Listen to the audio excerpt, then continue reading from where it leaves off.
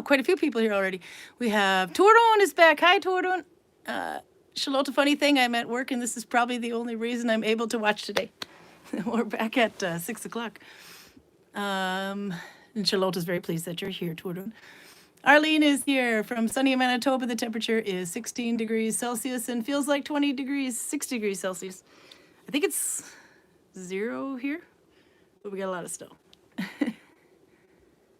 Garcia's in Holland. Happy New Year. Happy New Year. And Nella says, extremely boring New Year, everyone.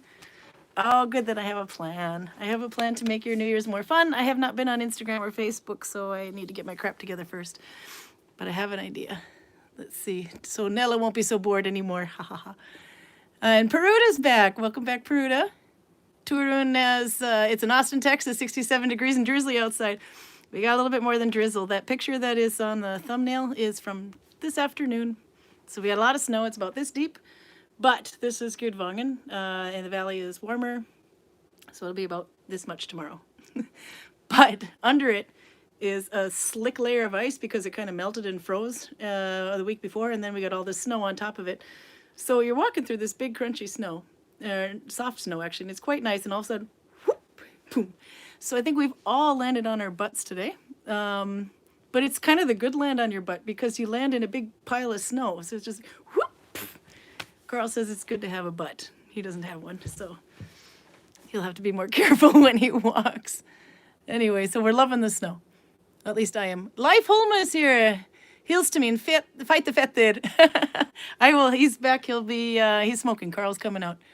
And Dora's here. Happy New Year to you and Karsten. And Heidi Lisette is here. Gott nytt år. Enough of these interesting times we've been having. Oh no. Okay. I'll do a little needle binding before I get Carl here, but we'll turn the camera down onto my kid's lovely dress. I thought I'd play with a Coptic stitch. Oh, Raymond's here too. I don't like the Coptic stitch because in my opinion it looks a lot like knitting, and if you're going to make something needle bound it should be different. But it is actually not the same. And as you can, I have to work on my gauge because I have way too many. It's going wavy, which means I have to increase a lot less. So we'll see if I can fix it. But anyway, it was Raymond that was doing the Coptic stitch, so it made me think of it. And I think I'd started mine wrong. I started with a Danish stitch. I can show you that after. But in the very middle, this is why I had an issue with tension. You can see in the middle is tighter. That's because I tensioned it to the needle. And then I thought, no, screw it, this can handle it. So I started to tension around my thumb and it just started getting wavy. So normally I start with like about 10 and increase in every second on the first row. Or yeah. Do twice in every loop on the first row. Every other loop on the second row, every third loop, and so on. But this time I had to skip a couple of them and go like straight to every third row and every fifth row. You got some more time yet, Carl? So now I'm like increasing in every seventh and it's still getting widely wobbly.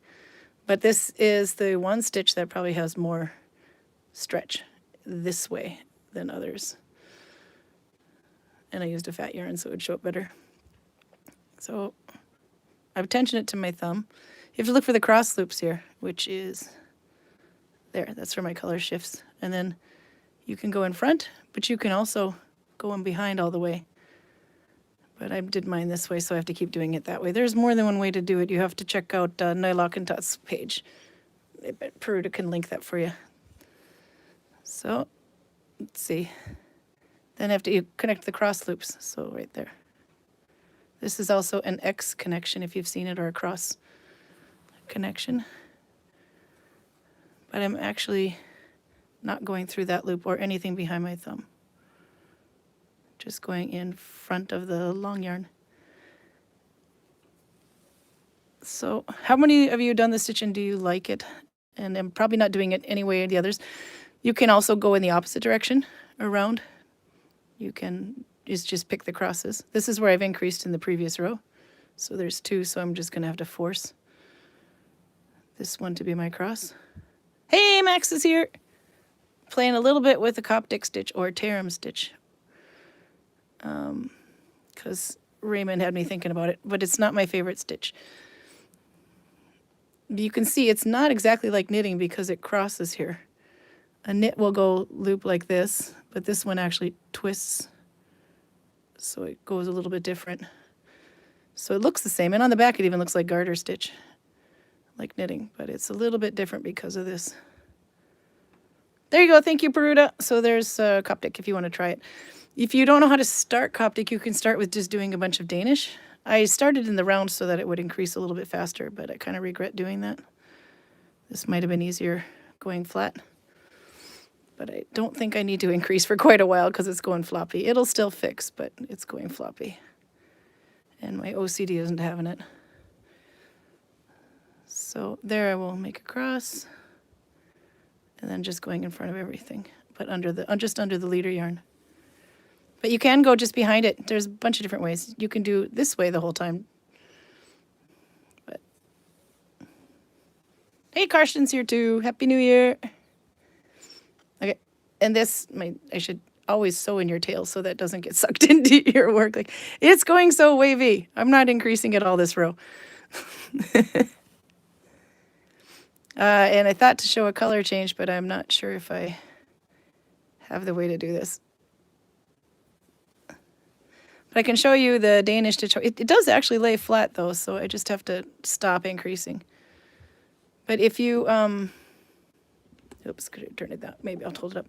If you increase in the same every time, like every second, every third, every fourth, and you probably didn't start with too many stitches in the beginning, you'll get like a pattern here where the increases are. I don't know if you can kind of see it, they're laying on top, but my increases don't line up, so it won't do it.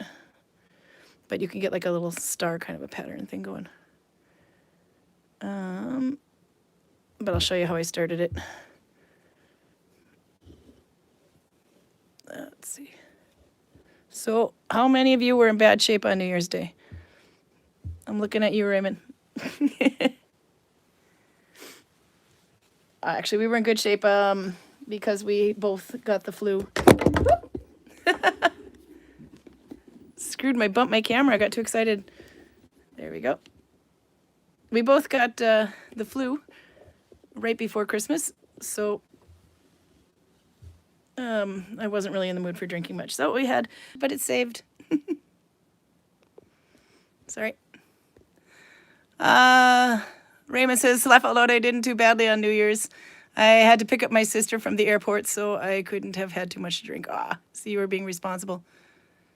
And, the copstick is actually just kind of easy. It has a bit more stretch to it, but I kind of should needle tension it, I think, or I deliberately did it with a fat yarn, though, and didn't needle tension it so you could see it. But I started with the Danish stitch. You can start with an Oslo stitch. You can actually take a crochet hook and make just a regular chain, and then you can needle bind off of that. You just need to get loops on the needle or on in your chain.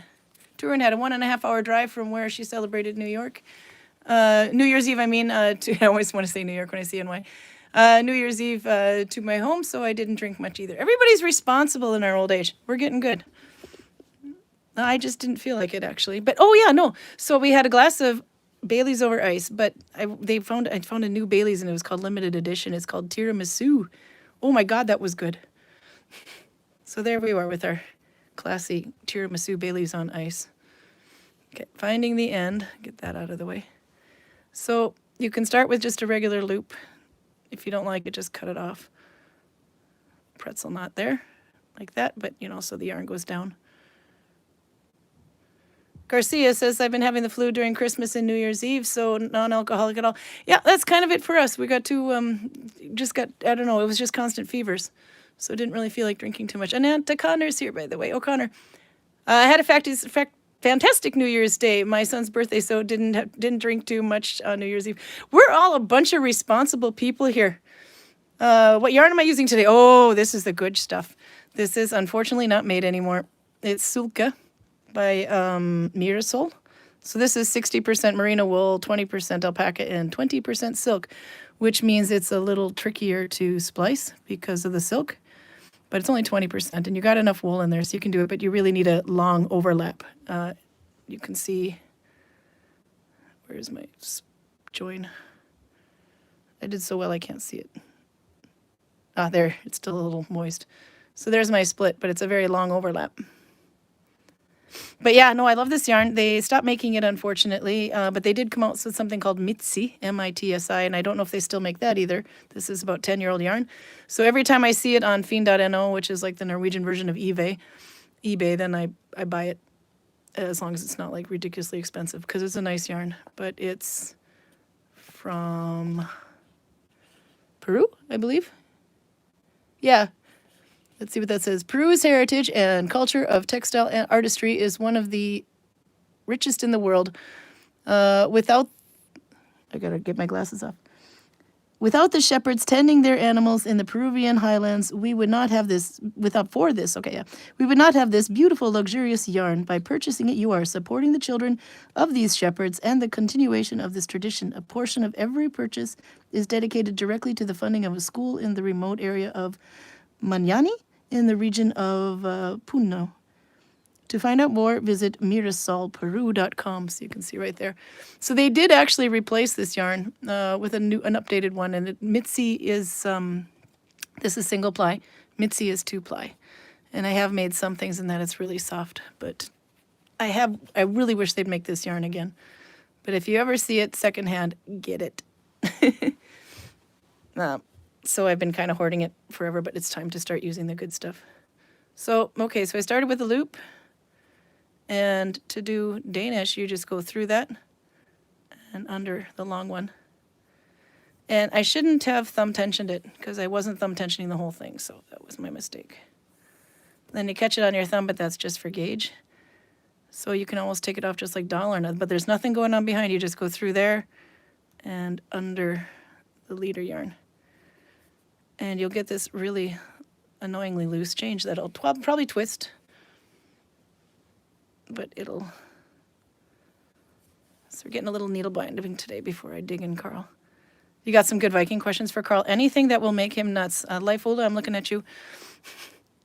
We've been gaming again. We started playing Conan Exiles again at Christmas time, because that's what you do when you go and visit Carl's parents. You hide in the basement and play Conan Exiles. No, it's because we were sick. But it's fun to play that game. Of course, we turned the nudity on, so we're obnoxiously naked running around the game, getting chased by crocodiles. But so we have something else to talk about other than work. And he doesn't needle bind, so gaming it is. There. And that game is made by Funcom, which is where my ex-husband used to be a developer for a long time ago. There, under and up. That's the Danish stitch. So this is one way to start, but you could just start, you just need to, there, stretch. It looks better when you stretch. You could also just start with the chain of Oslo. You could also start with just a crochet chain, as long as your gauge is somewhat similar. And then you work in the crosses like that.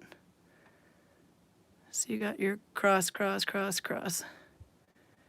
So if I wanted to connect this, I would, it's really easy to pick out because I like this yarn, so I will pick this out. Start in, we'll make this a cross. Oh, no, see there I did. No, so when Sana was doing in another video, she had this going behind, so we can just do that for fun.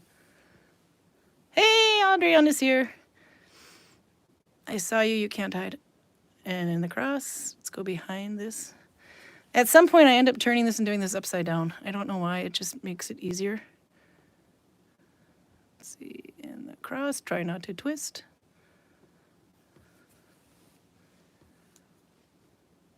So this is a pretty old stitch. I believe it's Egyptian. It was one of the founds.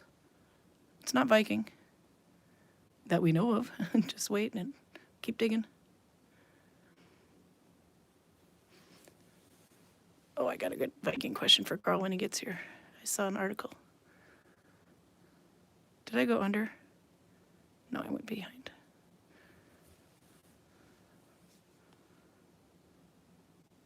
No, I did. I think I went under or over or something. I mixed it up. Anyway. Yeah, no, it goes behind, behind, behind. I think I switched it at some point and went in front. Next cross. Yeah, no, I went in front again. Screw it. Just stick with it. My fingers want to do something different. And I think when you turn it the other way, you end up doing a purl stitch, as you would call it in knitting. And if you look at that video that Pruda posted, you can see that you can combine purl and knit on the Coptic stitch and make a ribbing like at the bottom of a sleeve. Prue says you can actually, or no, Adrian says you can tell Carl that I have successfully managed to enrage Valhir, a company selling Viking-inspired products. Okay, you bring that up with him, definitely. Netta said she just taught her husband how, and he is so proud of his hat now, and he loves it now. Oh, that's good to know. That's a successful story. Raymond said he thinks he started like the blanket stitch. Yep, you could do that, definitely. Blanket stitch is just up. Or also known as the buttonhole stitch. But yeah, anything, just get loops on there and get going. But if your first row is too thin or too tight, oh my God, that needs to be tightened. What did I do here? That doesn't matter. I'll fix it this row. Maybe it was a good thing I did a round start.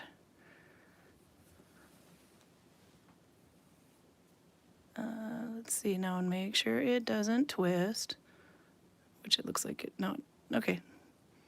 Doesn't twist, then we're good. If you did you know that if you accidentally twisted it on the first row when you joined it, you can actually correct it right now and you'll get like a slight jog, but that's it. You just force it, but it's also, if you did do it right and suddenly you end up with a motif, it's because on the second row, you can still screw it up. But after 2 rows, then you won't screw it up anymore. Anyway, I'll keep playing with this when we get Carl here. See how that wavy thing goes. It's not so wavy when I put it flat, but you can see it really wants to wave. So I need to decrease a lot less. But either way, when I get to around 70 to 80 stitches, I think of this, then it'll be wide enough for a head. And it'll stretch out. And then I should pull this tight and sew it in. See, it looks just like knitting garter on the back. Let's see. Okay, so anyway, I'll keep playing with the round one, but you get the idea. You're just going in the crosses. And it automatically twists the stitch for you. So it looks, I don't know if you can see it, if I hold it a little bit together, you can see it looks like knitting. But this will be very big. It's intentional, I promise. Okay, so Nell, you were bored. I have a plan.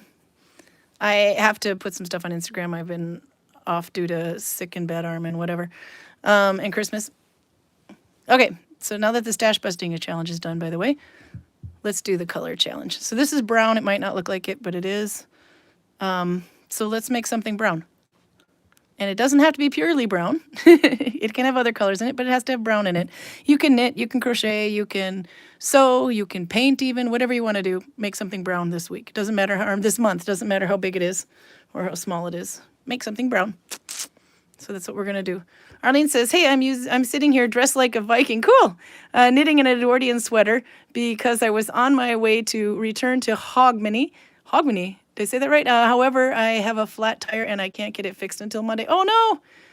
I had car issues, too. Drove Carl back to Vespi from Gudvangen, and the check oil light went on, but fortunately the thing's under warranty, so they fixed it for no questions asked. They just fixed it. But it seems like the oil light's coming back on again, so I have to check. But scary. You still had 3 hours to go in the trip out of 6. And we had to constantly stop and let the oil cool down a bit. Or the engine cool down a bit. I think it was the oil, not the oil that you pour in, but the oil that keeps the car from overheating, or car engine cooled. So, Nella says, I'm not bored. I hope everyone has a boring year with no interesting world events. Okay, I like that twist. That's better. Okay, no, nothing boring. No apocalypse, no nothing. Let's see. There's my, now again, make sure it doesn't twist. I don't know why my connection is so loose, but that'll fix. We'll just maybe go one more in. Where's my cross? that's my cross. Oh yes, crosses all the fingers and toes and everything that this year is super extra boring. Yep, no corona, no war, no ungodly expensive electricity bills and heat. So I drove through a snowstorm to get here, but it wasn't as bad as I thought it was going to be. Actually, the mountain was not the problem at all. The problem was before the mountain, because it was snowing enough that you couldn't see the black in the road. You could only see white on the road and the little bamboo sticks with the reflex on the side to tell you when you're not in the road anymore. But I'm from Minnesota. We know how to drive in snow.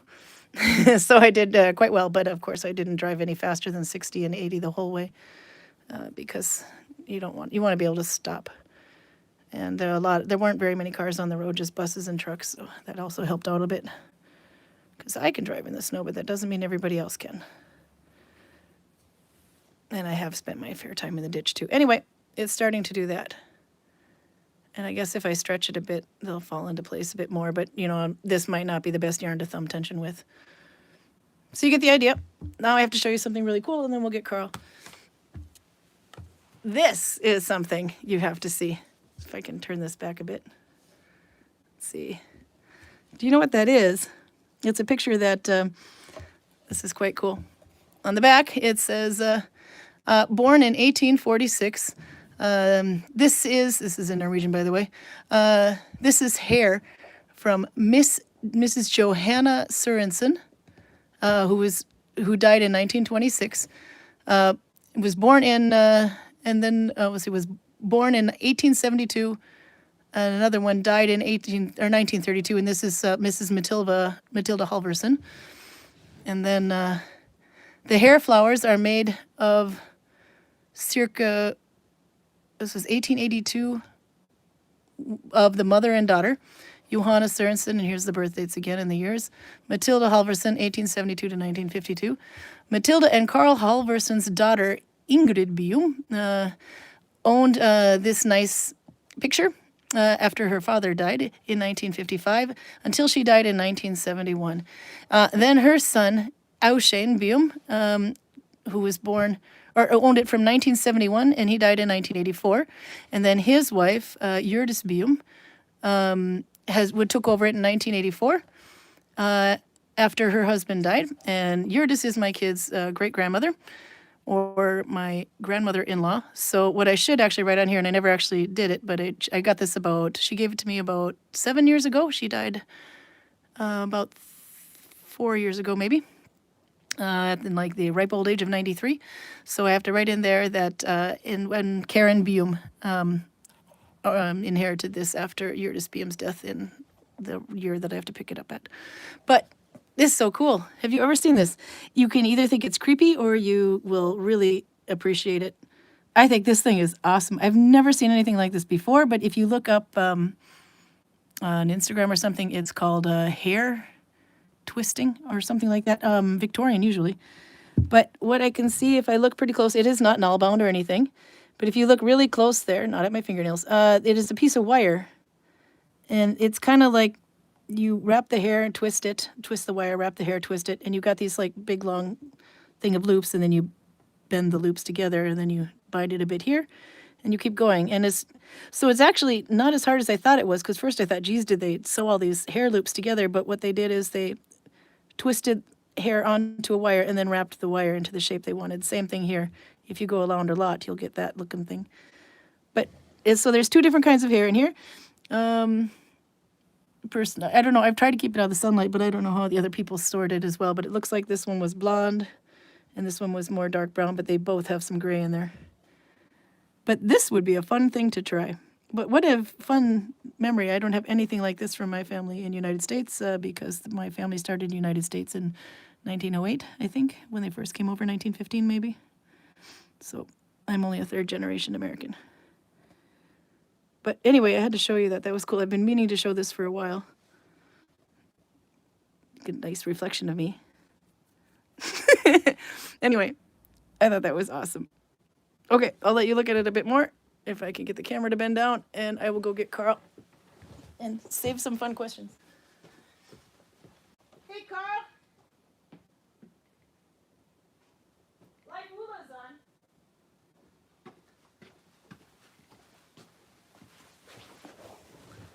on. Let's see. Yeah, Max Brand said you can make that. You can try to make that a pearl stitch, which you go B1F1. Yep, you connect differently on the Coptic to do that.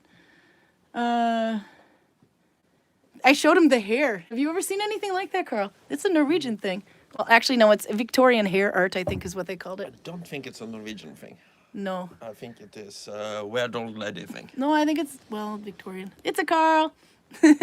You're sitting in a hole, maybe. So, life, okay, now you got, who's got a good question? I have a good question for you. What are you going to do with the bread maker? Don't know yet. It's in the kitchen. I think we'll start out fairly vanilla with something that probably will taste good, and then we'll take it experimentally from there. They're going to so regret giving us a bread maker. I had an idea that freaked out Greg. Oh, and it's it's easy. kind of related to something I did in Sogndal to freak out Leif Ole. We haven't seen Greg in a while, but he's the British guy on here, the big British kid who thinks everything should be proper. So, making fine bread dough, and then take Ferrero Rocher balls and roll them up in pastrami ham. It's chocolate for those who don't know. Ferrero Rocher. Yeah. Not the And balls then of Ferrero Rocher. slaughter them with mayonnaise and put them in the bread dough. Mayonnaise. Oh my God. And Greg was with you all the way until you said mayonnaise. Yep. The mayonnaise. Question for Carl. Garcia's got one for you. Did some Viking men have more than one wife, or did some Viking women have more husbands than just one? Some men had more than one woman in the early Viking Age. Most likely. This point is debated for some reason. Do you need more than one? It's a status symbol. Nope, you don't. Uh, I don't share. This is, at least one of the theories goes that part of the reason why the Viking Age took place in the beginning is that you had a surplus of young men that basically had no future back home because the chieftain had already married all the available young ladies. So what you do then is to either go to England and become rich by plundering the locals so that you have a better marriage better marriage options back home, or you just cut out the middleman and take with you a woman from England. Both will work. In the sources, we know that Harald Finehair, for instance, had an enormous amount of wives, in addition to concubines and some casual relationships. So he produced enough sons to keep Norway busy with civil wars for almost 400 years afterwards. Is this why just about every Norwegian is related to a king somehow? Probably everybody in the world is related to a king somehow. This is true. Because going back to the Viking Age, you go back 35 generations or something like that. Yeah. And for every generation, you can multiply your number of ancestors by 2. So you have 2 parents, 4 grandparents, 8 great-grandparents, 16 great-great-grandparents, and so on. So when you go back 35 generations, you're basically related to everybody who existed at that time. Some inbreeding is probably unavoidable at this point. That explains so much. Statistically, all other factors being even, you are related to everybody who lived 1,000 years ago. So everybody probably, more or less, probably with the exception of very small and isolated communities, everybody has at least a few drops of Viking blood. There was a follow-up question. Emily Gorn, by the way, hello. Could divorce based on getting a chance to have lovers? Oh no, reading up a little bit further. From what I've read, they married once but had lovers. Is that a normal thing? Could divorce based on not getting a chance to have lovers? So when I say no, I will not share you. Can you divorce me and go get somebody else? We're actually not even married. The Vikings are not exactly fair when it comes to Did something screwy. being unfaithful in a relationship. Men can do it without batting an eyebrow, but women cannot. Because we don't have reliable DNA tests, and you really, really, really want to trust that your wife is producing your kids. Postman. And if they start looking like your favorite trail or the neighboring farmer, you have a problem. But on the other hand, if my favorite trolls kids or the neighboring farmers' kids look like me, then he has a problem, and that's not my problem. Um, so the sanctity of marriage, at least from the woman's perspective, was taken pretty seriously in the Viking Age. Women have to be rightful if they're married. If not, they can do more or less whatever they like, as long as they. It's probably still a good idea not to do it with married people, but there isn't any strong legal consequences against it. But this is taken fairly seriously. So I seem to remember to have read that even a troll, if he finds another man in bed with his wife, he is entitled to kill that man, even if he is free. Really? Which indicates that now women probably shouldn't be, unless they want people killed, then in which case go right ahead. What if I claim to have slept with a blacksmith while you were away? Our blacksmith or some other people? Well, no, ours. We got to create some drama here. Well, No. I wouldn't really understand how you did that, because you are on the opposite side of the country and I am here with the blacksmith. So that would be. Oh, we're going fictitious. I'm not going to screw the blacksmith. What, what would you do? Oh, and I mean, what would you be able to do then if I did that? Because he's not a troll, he's a blacksmith, which means he's very expensive to kill. Yeah, but I can afford it. You got a lot of silver. Okay. By the way, Adrian has something here. He said, continuation. Oh, I have to. For some reason, I can't scroll it, but I have to. I was saving this for you. There, now I can scroll. We've got a nice active chat today. You can tell Carl that I have successfully managed to enrage Valhyr, a company that's selling Viking-inspired products. And he wrote a little bit more. Where was it? There. Continuation from Valhyr Enragement. All I did was comment cringe on one of their ads, and they and others went absolutely ballistic. So what do they? Do you know this one? Valhyr, Valhyr. Now we're gonna. No idea. How not to get promoted. Viking-inspired products, I imagine pretty much anything you can burn a bloody Vegvisir or...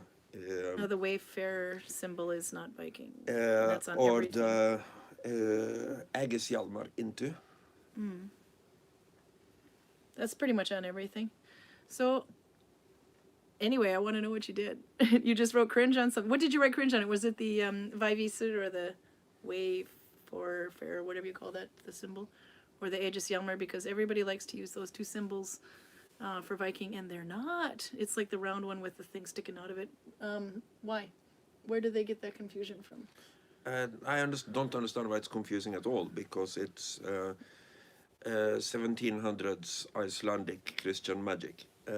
If you think that everything Icelandic is Viking, well then, I understand the confusion, but I can't really help you, because... But 1870s is when it was... No, it's older than that. It's 1790, somewhere there. So it's but it's after my time, so I don't really bother with the details of it. Okay, I did it a whole row without increasing, and it still wants to curl or wave, but it's getting there.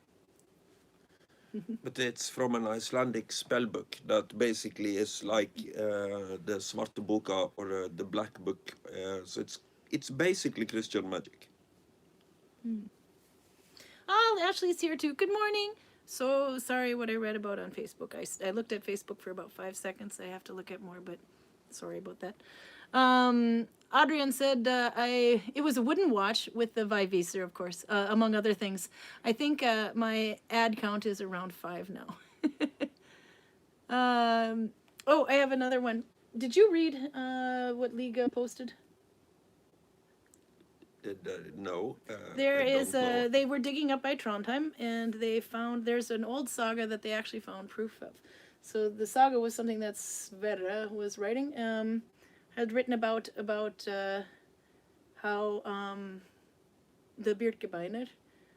There was a fight against the regulars and the Birkebeiner anyway, and what they did is they took one of the Birkebeiners, and the king's men, I guess, threw him down a well, and then threw a whole crap load of rocks on him, and I don't know where it went from there. Yeah. But actually, they found a body in the bottom of a well with a bunch of rocks on it, or actually they just found the bones. Yeah, no. So they know that, I mean, it's And the bones date to the right But time and everything. I don't think that's a saga because it's in What the was it then exactly? it's in the uh, Well, tell the story if you know the whole story. I don't. This is after the Viking Age by at least 100 years, probably more. It's in the high medieval time. Norway is still in these eternal civil wars because basically everybody with an army and ambition can claim to be a descendant of Harald the Finehaired. And at this time, you have a conflict between the bishop and the king in addition. So you have the people loyal to the king called Birkebeinere because they apparently couldn't afford shoes, so they used birch bark bindings around their legs instead. And you have the followers of the bishops who were called the baglere because the bagel is the bishop's staff, so they're basically following the staff around no matter who is holding the staff, so to speak. But this is a fair amount of time after the Viking Age. Oh, was it? Maybe it was like 1200, I think, or something. I don't know. It was a really interesting article anyway, though. But if Yeah, no, I've heard this. I've heard the check out story. the article. It's. If I can find it, I can link it. But well, again, my it's computer. medieval. It's not really Viking. No, it was interesting though. There it is. If I copy it, I can. I think it's in English. Yeah, it should be in English. She doesn't speak Norwegian. Very light 1100s, I believe. 1190-ish. There, that was the link of the thing that somebody sent me. I am kind of fussy on this part of history, but I believe that civil war ended with the ascendance of King Sverre. He has one of the more bullshitty stories about how he descends from Harald the Finehaired, but he's a good leader and he is not personally brave like most of his contemporaries, so he has a tendency to survive battles while the other ones are leading from the front and get murdered. He famously had a battle not too far from here at Fimreite, where it's a sea battle on the fjord, and he is leading it from land. He's just standing around in a red silk shirt and basically pointing, because he has a good top-down view of the battle when he's standing higher up on land and telling people where to go. But it's not what you do. It's not Viking, because it's cowardly to be hiding away like that. But this guy he's a very, very interesting character. The story he tells about how he descends from Harald the Finehaired, I don't remember the exact details, but basically he was raised in England in a monastery, and on her deathbed, his mother confessed to him, with no witnesses, that his father was actually the king of Norway. But when you do the math, the king of Norway would have been 11 or 12 years old. So Game of Thrones. When she left Norway for England. So it's very, very unlikely to be true. Not unthinkable, but very unlikely. Game of Thrones, the new one, had a thing where they're on my deathbed. He said that I could be king.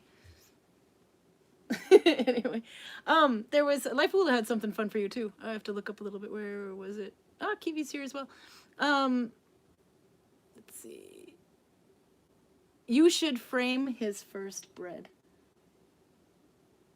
What are we gonna have to do? We'll have to do something so it doesn't mold, but yeah. Maybe you should just photograph it The and mice put will it like on social media like normal people do with food. Yeah, when I get back on social media, I'm still kind of on a Christmas hiatus, but I need to get my butt back on there. I like that. Now, he has something else in here too. I just have to scroll back and find it. Let's see. Oh, yeah, there. Yeah, Audrey and we were talking about Funcom a little bit earlier, that you and I are running around naked playing Conan Exiles with naturally endowed features. And most of the time, it's our characters that are naked. Most of the time. I like how you wield that mouse. No, I was mentioning that was Funcom. It was my ex used to be a game developer, and then Adrian said the other games like The Longest Journey, The Park, and also Age of Conan, to name a few. So Gout de Godage was the one that was responsible for The Longest Journey, and then there's Terja, who has The Age of Conan, and my ex had Anarchy Online. There you go. So that's the 3 game developers. One of them became a psychologist, which was actually what they were really going to school for. The other one, I think, works for an insurance company. And Terje Lundberg actually started up a company called Arctic Hazard. So you have to check those out. Let's see. What did he write? Live Homo said, he'll still mean fight the fetter. Yeah, because you're so fat. Yeah. No, fight that means cool in this one. I doubt it. I think Leif Ole is of the opinion that I'm fatter than him, and that is true. I've seen him. Not really. Your guys are both skinny. Your whole family is skinny. And we should frame the first bread. I think we should make Leif Ole eat your first bread. Turtagru. Did I read that right? Turtagru. That's from Leif Ole, I guess. Yes. There's a story here. I've told you this story before, I think. But you can always tell it again. You remember the time when I was photographed by multiple Asians? Oh, yeah. Yeah. The bet thing. Yep. I think we told that about 3 or 4 times on here, but long story short, he had to run naked across the lawn, and what he didn't realize is there was a bunch of Asians sitting up at this hotel behind him with flash photography. Yeah, very quickly. That was the summarized, very yes. quickly summarized. You have to go back. So I'm in some family albums in probably Japan or Korea. This is the crazy guy we saw in Norway with no clothes. So is this what Turtagru was? Is that the location? Tyrtagra is the hotel, yeah. Is the hotel? Ah, okay. Well, then I probably cut this. Well, I think we literally just told the story like 3 weeks ago. Yeah. Again. There you go. My long splice. That's how the only way I can get this yarn to do. And it will if I pull it tightly or too hard through each loop. This will start coming undone here. But it is more important that this part is more felted than this one, because if this one isn't, it'll come apart every time you pull through. Which means I should do more. Which, by the way, I still haven't increased, and it's still waving. To go a little bit back to the multiple partners thing. Vegemite on the bread. The only there might be more of them, but Yeah. the only source I, off the top of my head, can come up with for a culture where women, according to the Romans, had multiple partners, is the British. Oh. The Romans consider them to be completely nuts, because a woman could marry multiple men, and no matter who was the actual father of the kid, the oldest husband would be considered the father of the kid. And also they were afraid of ducks. So the Romans thought they were nuts. Adrian says, have we considered making a podcast? This is kind of a podcast, isn't it? We don't get paid to do this. This is just fun. It's therapy. I guess then we could do ads and stuff. I don't know. We could do something to turn it into a revenuous thing, but that's work, and I don't want to do And it. getting something like this up to a point where you make actual real money off of it is That's a lot of so work. hard work, and it demands so much luck. Might not be fun anymore. That's the thing. I would rather keep it in low scale and still have fun. Yeah, so, and my boss lets us use the on site so that's a nice thing too, a nice little treat. Raymond said you could always try Vegemite on the bread, which I think that would be kind of funny. But Vegemite is and by some the way, he kind also of wrote that Canadian ducks. thing. Oh, Annette says I'm British and I'm terrified of ducks. And Raymond says, but ducks can be scary. What do you feel about this, Carl? Were the Vikings afraid of ducks? I doubt it. What about the Canadian geese? They can really get crabby. I remember when I worked at Spangereid, Colin had this book of pre-Roman English art. And he was of the opinion that I probably were worshipping ducks. Because I had so many duck figurines and chariots being pulled by ducks and so many weird duck-related Sounds like the Rune Quest things. So there is something going on with Celts and ducks, but the Celts don't have a Snorri Sturlason to explain to us what the hell is going on here. They might be in awe of them. They might think they are gods. I don't know. They could be mother duckers. Get it? No. So bad. No. Okay. I want to worship a duck.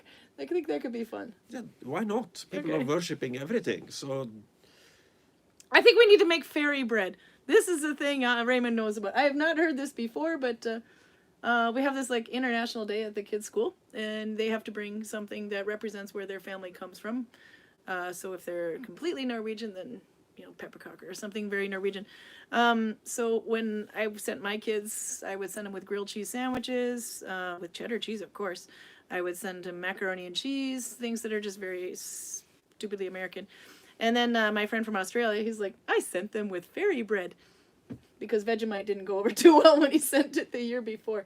But Raymond's going to have to explain what fairy bread is. But I think, Greg would love fairy bread. It's a lot of sugar. Yeah, I have no idea. We can make it. Maybe you can make. You know what Fruit Loops are? You can find them at some of the more elite stores here anyway. But we could crush up Fruit Loops and make bread out of that. Maybe we should stick to the shallow end of the pool at least until we have destroyed the machine. I am totally gonna have to take a photograph of this thing when we finally get to do it. Probably next weekend. Maybe we can start playing with it. Yeah, hopefully. Raymond says, "Oh yes, fairy bread. It's bread with butter and hundreds and thousands on it. Hundreds and thousands is isn't that a candy? I think it's like stir. What do you call it? Sprinkling. Yeah, the stuff you sprinkle on cake. I still haven't increased, and this thing is going. This is gonna be a lot. It's gonna fix, damn it, and it's gonna be a hat, and I'm gonna finish it, and everyone's gonna be like, oh, what a great knitted hat. It's needle bound, but you can see it's looking very knitted. Chocolate rain sprinkling, yeah, like they're sprinkles.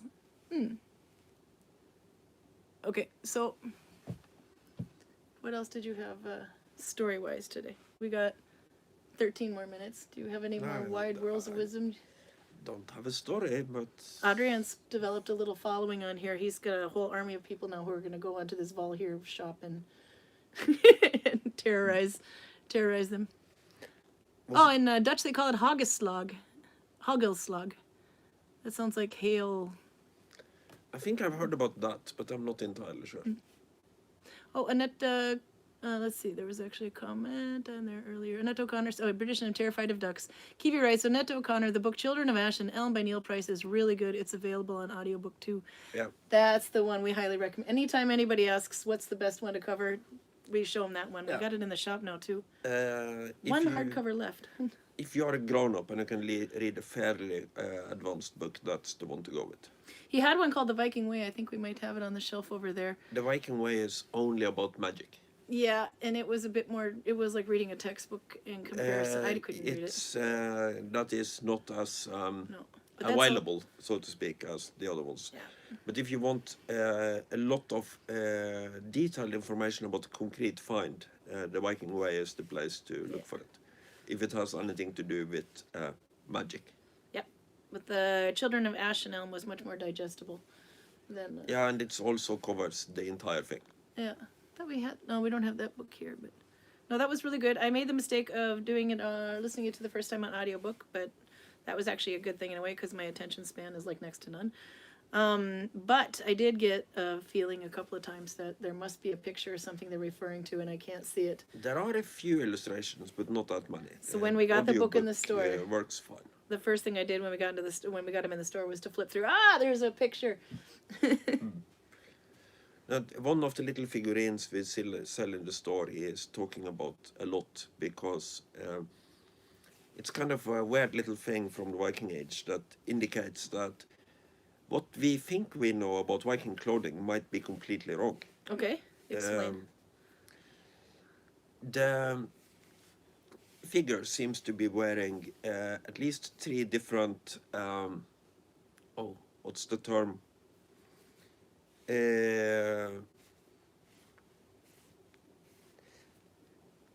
When you touch something and it feels different from another thing.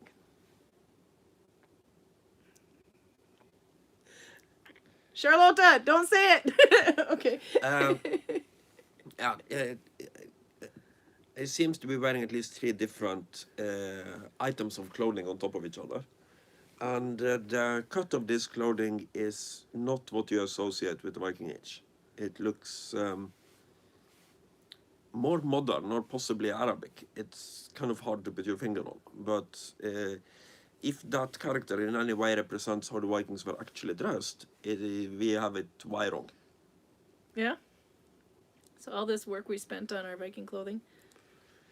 Well, the Vikings keep dicking with us. What we think we know about the Vikings is mostly from their burials. Yeah. And just like we nowadays don't bury people in their everyday clothes, the Vikings wouldn't bury people in their everyday clothes either. They would bury them in the clothes with the equipment that I think they're going to need in the next life. So we will not find, for instance, cold weather clothing. That is something we kind of just have to guess about. The great fur and, debate. It's completely idiotic that that is even a debate, because just try to guide a day like today in Norway.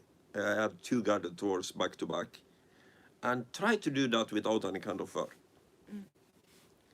It is probably possible, but the people who are most opposed to fur seems to be people who live in very hot areas of the world where you don't need them.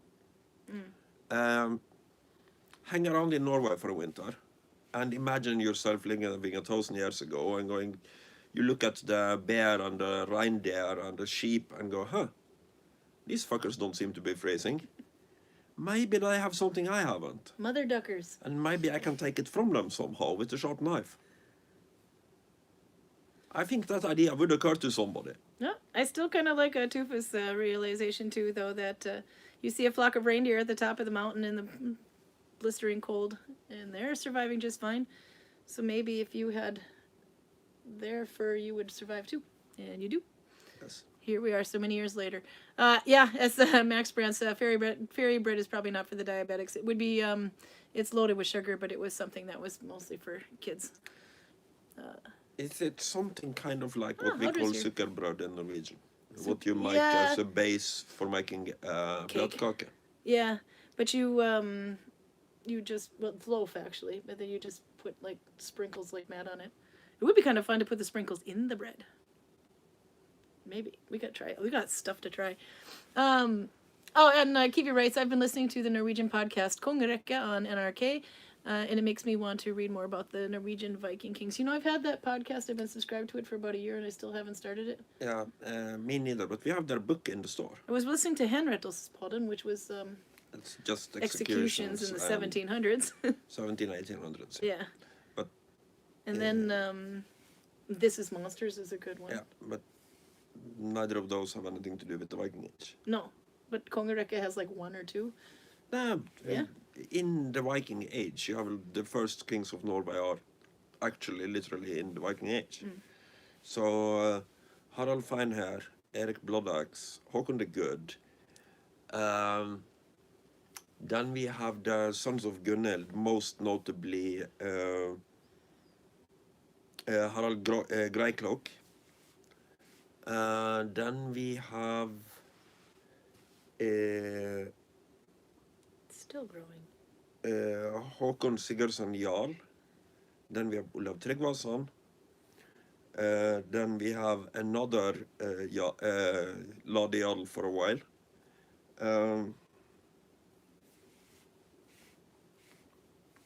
There has to be somebody else between that and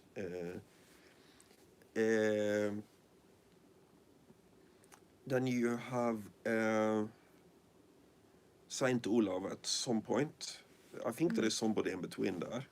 Say Luleå Then just had you 1,000-year anniversary Have the 7 years ago, maybe. anniversary of what? I don't know. St. Olav's Festival had their 1,000 years in Sarpsborg. Yeah.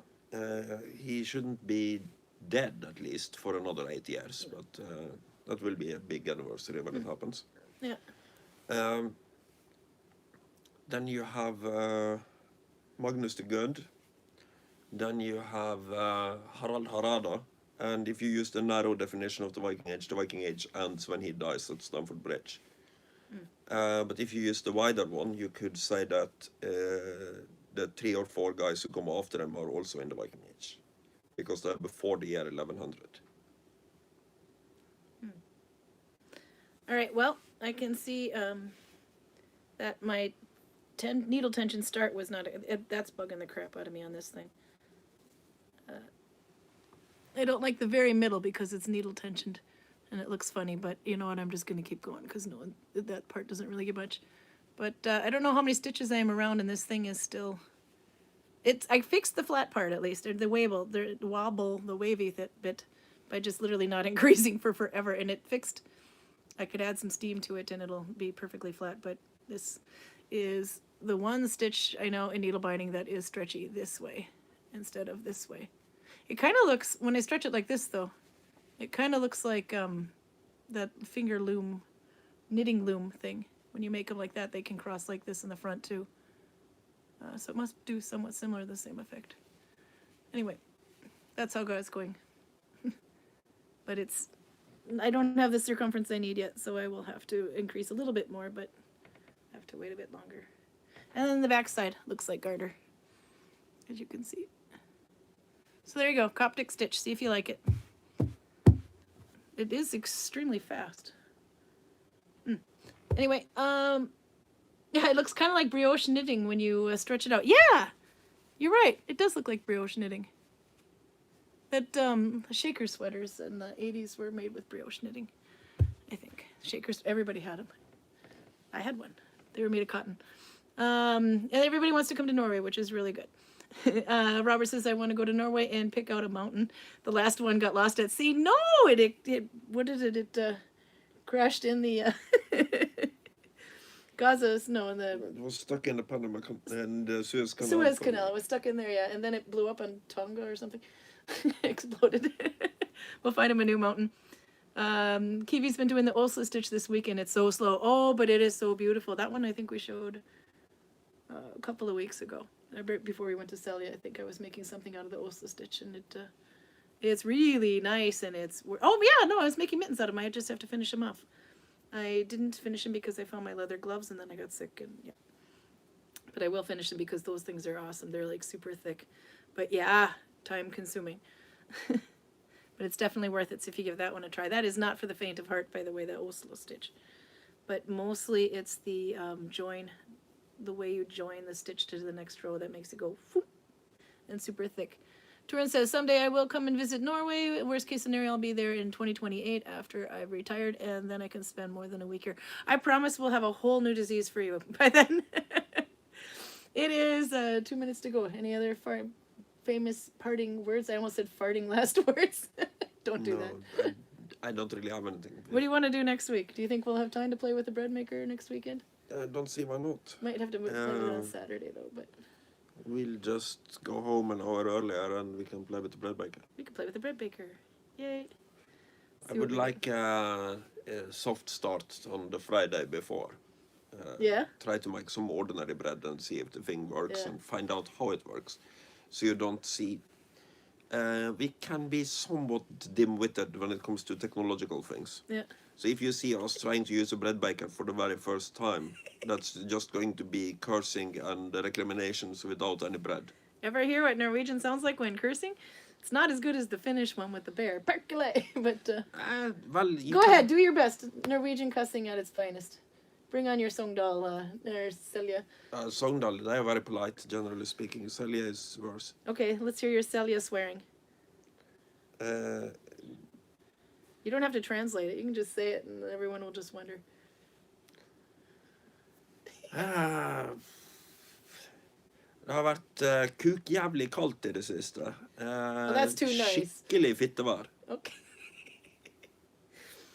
So it has been cock fucking bad weather lately, extreme cunt weather, is what you pretty much said. Yeah. But it doesn't quite translate the same into... Now, these words are considered... It's kind of interesting because Norwegian and English have a different weighting of what's dirty words. So, for an Englishman, the word shit is about as bad as it gets. In Norway, if you're going fishing, you will say shit fiske, as instead of break a leg or good luck. It means, I hope you get fish. It's not even an insult. No, I had a hard time getting used to that word here. Everything that has to do with excrement or peeing, if a Norwegian try to use it as curse words, at the very best it sounds very childish. But anything to do with sex and or the devil is considered really bad words in Norwegian.